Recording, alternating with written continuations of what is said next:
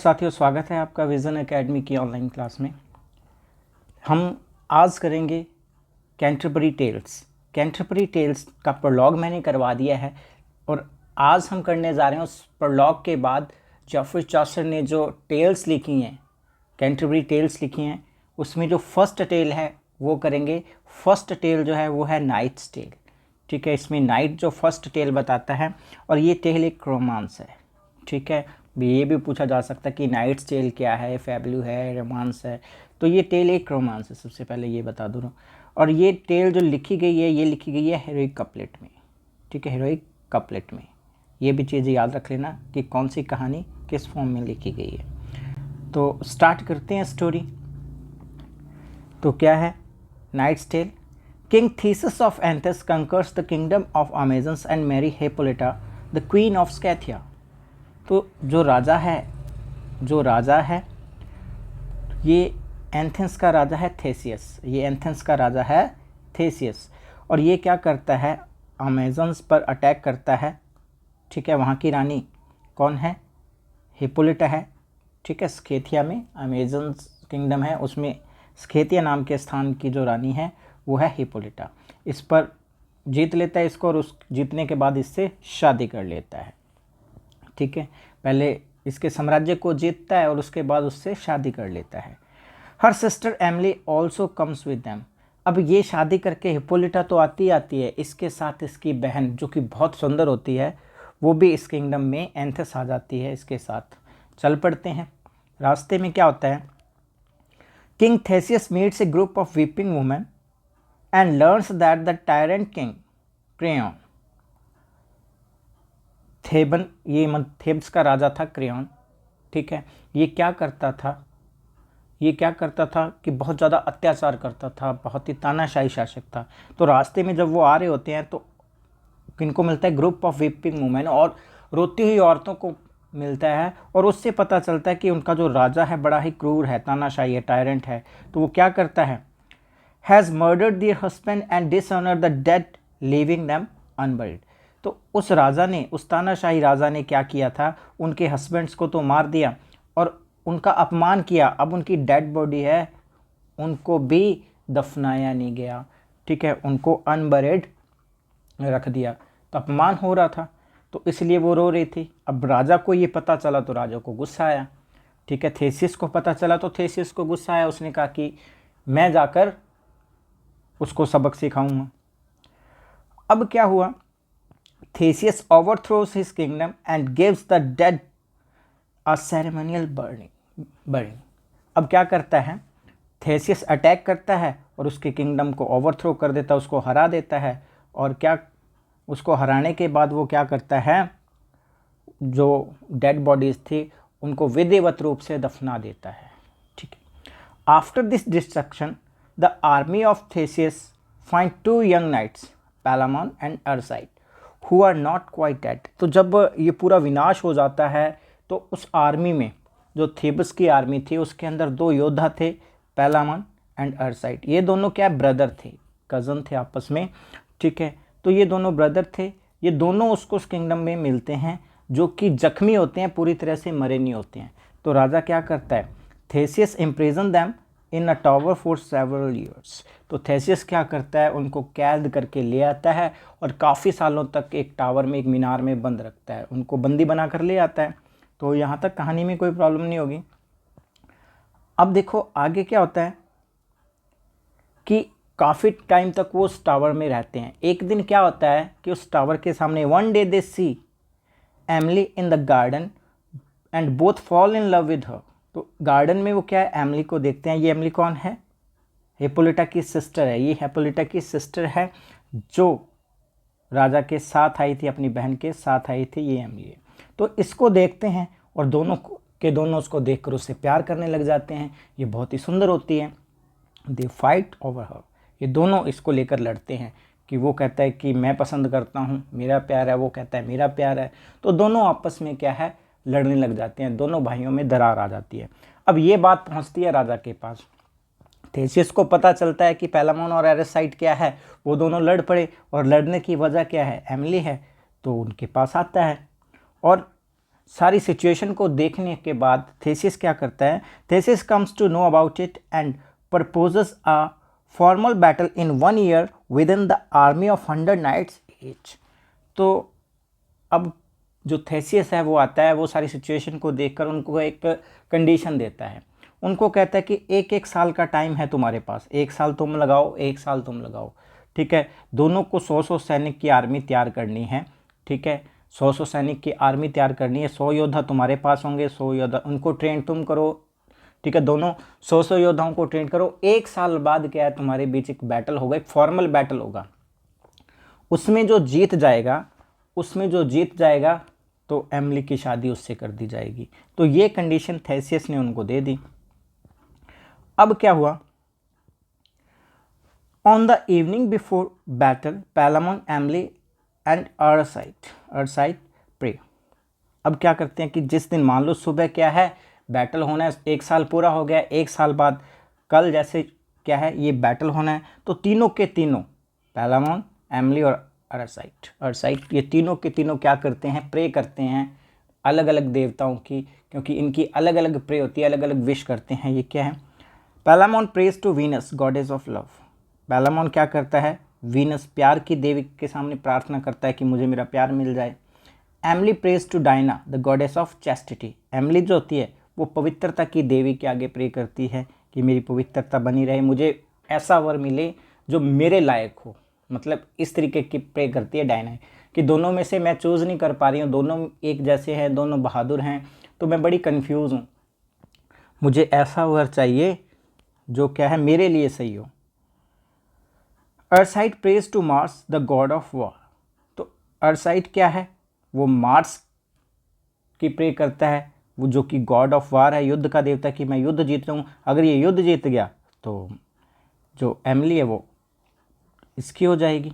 अब क्या है, अब तीनों अपनी अपनी प्रे करते हैं। अब मज़े की बात यह है कि अरसाइट विंस द बैटल, तीनों की, ठीक है, तीनों की प्रे क्या हो जाती है, all their prayers are answered. मतलब आंसर का मतलब है फुलफिल हो जाती है, उन तीनों की प्रेयर मान ली जाती है। अब हम सोचेंगे कि तीनों की तीनों प्रेयर कैसे मान ली, ठीक है, कि वो भी जीत गया, उसको उसका प्यार भी मिल गया, तो ये सब कैसे हुआ, ठीक है। तो पैलामोन ने जो प्रे की थी प्यार पाने की, उसकी प्रेयर भी पूरी होगी, ठीक है। और जो गॉड ऑफ वार से अरसाइट ने प्रे की थी वो भी उसकी प्रे पूरी होगी, और एमिली की प्रे भी पूरी होगी, उसको सही वर मिल गया। कैसे हुआ ये सब, Arcite wins the battle but later his horse throws him crushing his chest.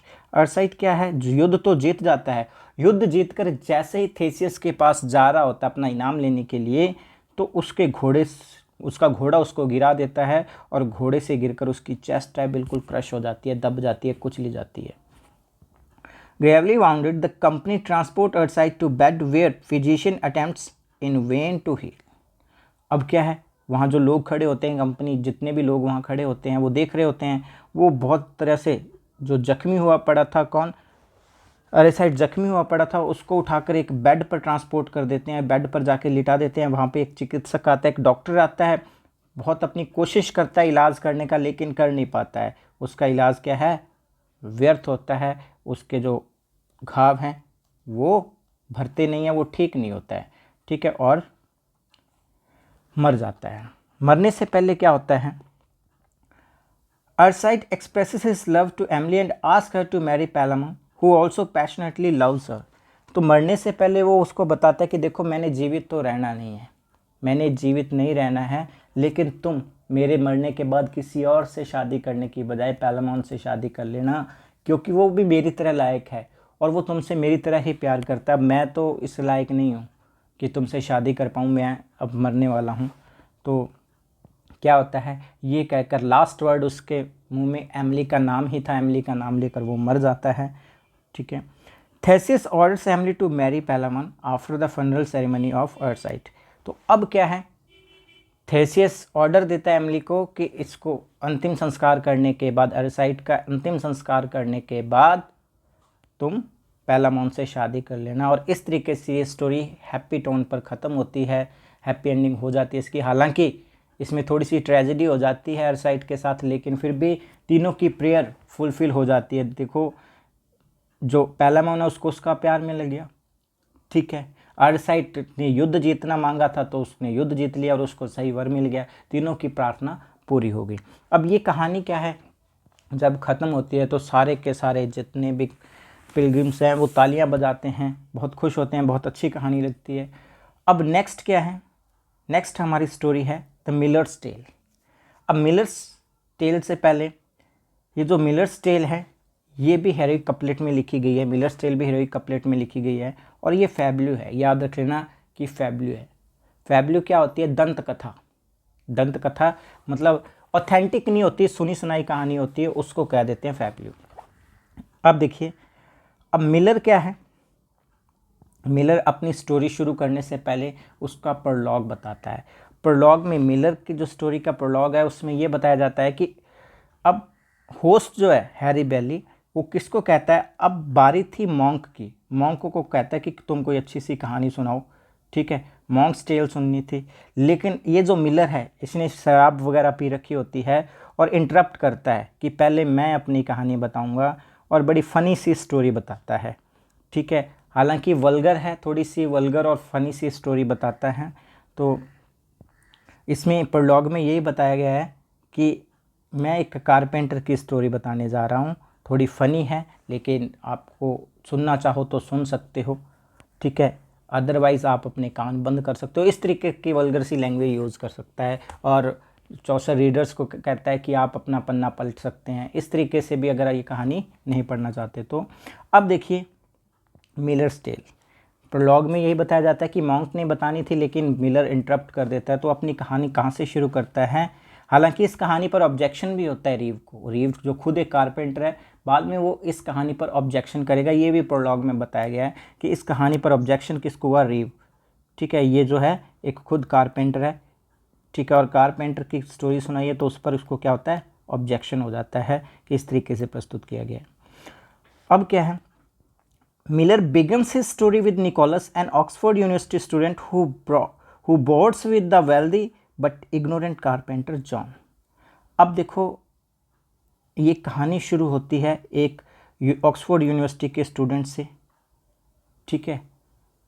तो वो क्या स्टडी करने के लिए आया हुआ है ऑक्सफोर्ड यूनिवर्सिटी, और वो आकर कहाँ रहने लग जाता है, वो एक कारपेंटर के घर में बोर्डिंग हाउस की तरह रहने लग जाता है, ठीक है। अब कारपेंटर के घर में कौन था, कारपेंटर जो था खुद बूढ़ा था और उसकी जो पत्नी थी वो जवान थी, 18 ईयर्स ओल्ड थी, और ये काफ़ी बूढ़ा था, तो दोनों रहते थे एक साथ, ठीक है। और जो ऑक्सफोर्ड यूनिवर्सिटी स्टूडेंट निकोलस है ये भी हैंडसम था देखने में, ये आकर इनके साथ रहने लग जाता है। John was jealous and highly possessive of his beautiful 18 years old wife Alison. अब जॉन की वाइफ का नाम था एलिसन, ठीक है। जॉन कारपेंटर है और उसकी पत्नी का नाम है एलिसन। ये बहुत ही ज़्यादा पॉजेसिव है, उसको लेकर किसी से बात नहीं करने देता, कोई उसको देख के उसको पसंद नहीं है क्योंकि ये बहुत सुंदर है, और ये जो कारपेंटर है वो बूढ़ा है, तो बहुत ज़्यादा पॉजेसिव होता है, वो किसी से बात नहीं करने देता। अब क्या है, one day the carpenter leaves and Nicholas and Alison began flirting. एक दिन क्या होता है, कारपेंटर चला जाता है तो निकोलस और एलिसन आपस में फ्लर्ट करने लग जाते हैं, और जो निकोलस है वो यूनिवर्सिटी स्टूडेंट है, वो एलिसन को प्रपोज कर देता है। अब काफ़ी बातें होती रहती हैं आपस में, उसको पकड़ लेता है। उसके बाद she agrees to sleep with him when it is safe to do so. अब वो उसको परस्यूड करता है अपने साथ सोने के लिए, तो वो कहती है कि जब मेरा पति घर पे नहीं होगा या कुछ बिल्कुल सेफ़ होगा, ऐसी योजना बनाएंगे जब बिल्कुल सेफ़ होगा तब मैं तुम्हारे साथ सोने के लिए तैयार हूँ। अब क्या है, a parish clerk named Absalon also fancies Alison. एक क्लर्क है जिसका नाम एब्सलन है, वो भी क्या करता है, इसको बहुत पसंद करता है क्योंकि ये सेंटर ऑफ अट्रैक्शन है वहाँ के लोगों के लिए, क्योंकि बहुत ही सुंदर और इसका पति बूढ़ा है, तो सभी फ्लर्ट करना चाहते हैं उसके साथ। तो एब्सलन क्या है, वो भी इसको पसंद करता है, इससे प्यार करता है। ही सेरेनेट्स हर एवरी नाइट। सेरेनेट्स होता है रात को संध्या काल का जो गीत गाते हैं ना हम, प्यार का गीत किसी के लिए गाते हैं, शाम को वहाँ से गुजरता है तो उसके लिए प्यार भरा गीत गा कर जाता है हर रात को। बाइज हर गिफ्ट, उसके लिए उपहार खरीदता है। एंड गिव्स हर मनी, उसको पैसे भी देता है, बट टू नो अवेल, लेकिन इसका कोई फ़ायदा नहीं है। एलिसन लव्स निकोलस, और एलिसन क्या है, निकोलस से प्यार करती है।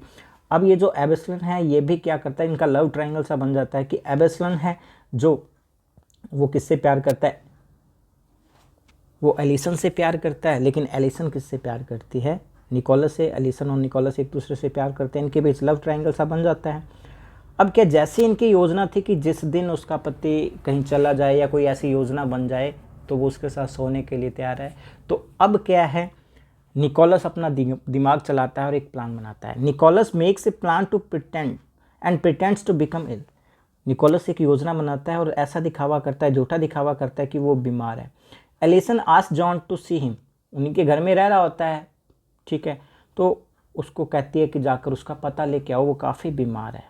Nicholas tells his dream about heavy flood on next Monday night and advises to sleep in tube and pray to God. अब निकोलस क्या करता है, जब उसके पास पता लेने के लिए जाता है जॉन, तो उससे बातें करता है कि रात मैंने बहुत ही बुरा सपना देखा कि सोमवार की रात को बहुत ही भयंकर बाढ़ आएगी जिसमें सभी हम बह जाएंगे।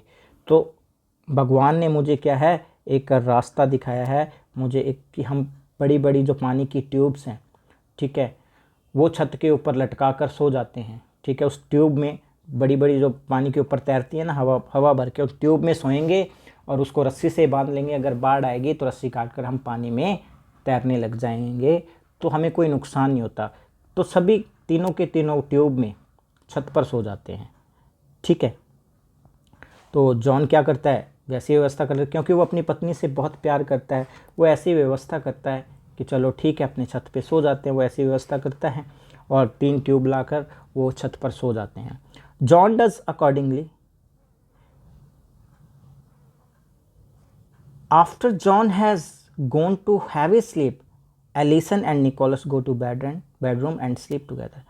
अब क्या है, जॉन वैसा ही करता है जैसा कहा गया है, वो ट्यूब वगैरह की अरेंजमेंट कर लेता है, रात को ये छत पर सो जाते हैं ट्यूब के अंदर।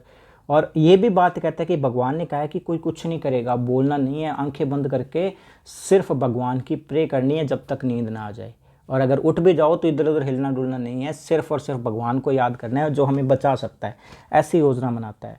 तो वो क्या है, रात को सो जाता है, और सोने के बाद जब जॉन सो जाता है, निकोलस और एलिसन बेडरूम में चले जाते हैं और इंटरकोर्स करते हैं। And at dawn Absalon passes by the window and request for a kiss to Allison. तो सूर्योदय से पहले क्या होता है, एबेसलन वहाँ से गुजरता है और एलिसन को रिक्वेस्ट करता है कि एक क्विक किस, जाते जाते खिड़की में से एक किस दे दो मेरे को, ठीक है। ऐसा वो करता है।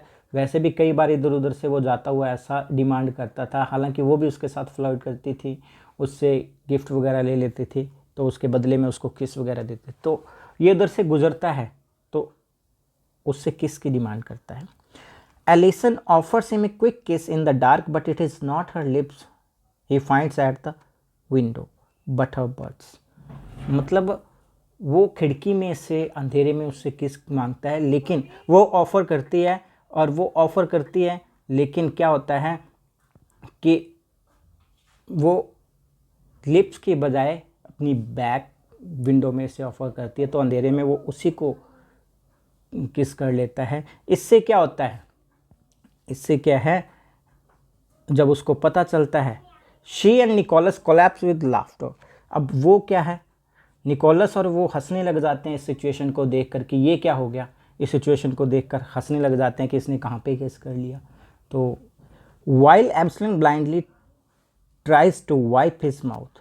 अब उसको भी पता चल जाता है कि कुछ गलत जगह से मैंने किस कर लिया, तो अपने क्या है कि लिप्स वगैरह साफ़ करने की कोशिश करता है। अब देखिए, अब उसको गुस्सा आ जाता है। He determines to avenge Alison prank. Alison ने ये जो प्रैंक किया था, अब उसके मन में क्या है, बदला लेने की ठान लेता है कि अब इस प्रैंक का मैं बदला लूँगा ही लूँगा, इसने मेरे साथ प्रैंक किया है। Absalom hurries back to town to blacksmith and obtains a red hot iron poker. मतलब वो क्या है, टाउन में वापस चला जाता है। एबेसलन तभी टाउन में जाता है और वहाँ एक लोहार से, ब्लैकस्मिथ से रेड हॉट आयरन, लोहे की छड़ लेके आता है, लोहे का सरिया कह सकते हैं, लोहे की गर्म सलाख लेके आता है। He returns with it to the window and knocks again, वो दोबारा आता है और आकर दरवाज़ा खटखटाता है, दोबारा आकर वो दरवाज़ा खटखटाता है। Asking for kiss and promising Alison a golden ring, वो उसको प्रॉमिस करता है कि एक गोल्डन रिंग दूंगा, मुझे एक किस दो, एक किस के बदले में वो गोल्डन रिंग प्रॉमिस करता है। वो दरवाज़ा खटखटाता है दोबारा आकर। This time Nicholas having gotten up to relieve himself anyway sticks his rear out of the window and fart thunderously in Absalom's face. अब वो अंधेरे में क्या होता है, अपने आप को रिलीव करने के लिए, फ्रेश अप होने के लिए उठता है, पूरी तरह से वो फ्रेश अप होने ही वाला था। अब क्या है, वो खिड़की पर जाता है और खिड़की पर जाकर क्या है कि फार्ट करता है, ठीक है, उसके मुंह पर फार्ट करता है। और जैसे वो थंडरसली उसके मुंह पर फार्ट करता है, उसने तो बदला लेना ही था, उसने गर्म सरिया ले रखा था और उसके बटक्स पे क्या करता है, Absalom brand Nicholas buttocks with poker, वो गर्म सलाख जो उसने ले रखी थी उसके बटक्स पे लगा देता है जब वो फार्ट कर रहा होता है, ठीक है। तो वो चिल्लाता है, Nicholas leaps up and cries help water water, वो चिल्लाने लग जाता है, पानी पानी पानी, इस तरीके से चिल्लाने लग जाता है वो, ठीक है। तो जब शोर मचाता है, John wakes up and assume Nicholas cries mean that the flood has come. अब देखो, जॉन वेक्स अप, जॉन उठता है एंड एज्यूम्स, अब वो मानता है कि Nicholas cries means the flood has come, कि अगर निकोलस चिल्ला रहा है तो इसका मतलब बाढ़ आ गई है, बाढ़ ही। वो इधर देखता, आप देखता है ना ताव, जैसे ही शोर सुनता है, ही ग्रैब्स हिज एक्स, वो अपनी कुल्हाड़ी क्या है पकड़ता है, कट्स फ्री द ट्यूब, और रस्सी को काट देता है, and come crashing to the ground breaking his arm, वो ज़मीन पर आकर ज़ोर से गिरता है, क्योंकि पानी तो था, होता नहीं है, शोर सुनकर वो आ जाता है और उसके जो आर्म है वो टूट जाती है। इसके बाद क्या, वहाँ कुछ लोग इकट्ठे हो जाते हैं, कुछ लोग इकट्ठे हो जाते हैं, तो वो उससे पूछते हैं कि क्या हुआ है, ठीक है। The noise and commotion attract many towns people, तो ये शोर सुनकर बहुत से कस्बे के लोग वहाँ आ जाते हैं। The carpenter tells the story of predicted flood, carpenter उनको बताता है कि इस तरीके से एक भविष्यवाणी हुई थी बाढ़ की, तो मुझे लगा कि बाढ़ आ गई है। But Nicholas and Alison pretend ignorance, Nicholas और एलिसन कहते हैं कि हमने तो कोई ऐसी भविष्यवाणी की बात ही नहीं की है, वो अनजान बनकर दिखाते हैं, भी ऐसी कोई बात ही नहीं है, बाढ़ बूढ़ वाली तो कोई बात ही नहीं हुई थी। Telling everyone that the carpenter is mad, वो उसको कहते हैं कि ये पागल हो गया है, ये अजीब अजीब हरकतें करता रहता है, इस तरीके की बातें करता रहता है। तो इस तरीके से जो कारपेंटर की ये मिलर्स टेल है ये कंप्लीट हो जाती है।